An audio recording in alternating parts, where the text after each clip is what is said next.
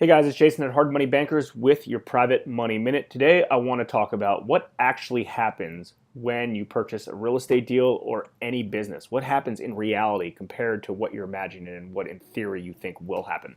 So over this past Memorial Day weekend, I was talking to a buddy of mine and he was interested in buying a gas station. He said he did about 2 months worth of due diligence on it. He ran down all the breakdowns for me. Long story short, he asked me my opinion.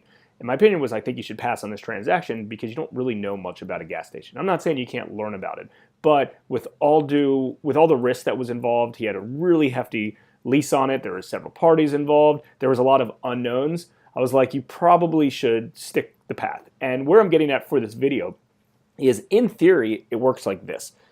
It works perfectly in theory, but in reality, there's speed bumps, there's curves, there's all different things that are going to come up that he's just doesn't know yet. And I see a lot of real estate investors, they'll buy a property and then they'll buy another one, then they'll buy another one before selling that first one, and then things start changing, and not things that you can't clean up, but let's be honest.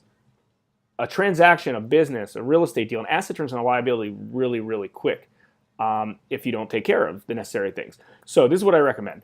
It doesn't matter if you've wholesaled 100 properties. If you're flipping your first property, or if you flipped a lot of properties and you're buying your first rental property, or you're buying a business, or whatever the case is. If it's your first transaction, start small, start with something with lower risk, and learn from it, and then modify it. And when speed bumps come up, you can offset them, and you know exactly how to do that. Oh yeah, this came up in the past, and I can do it. But like if you have a project with a ton of risk, meaning a huge, humongous construction project, or a lot of debt that you're owed to private investors, that could be a little bit risky.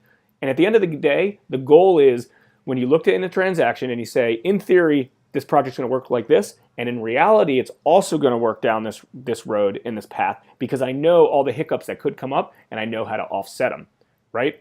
Got it. Cool. Like, share, comment below. As always, I'm Jason at Hard Money Bankers with your Private Money Minute.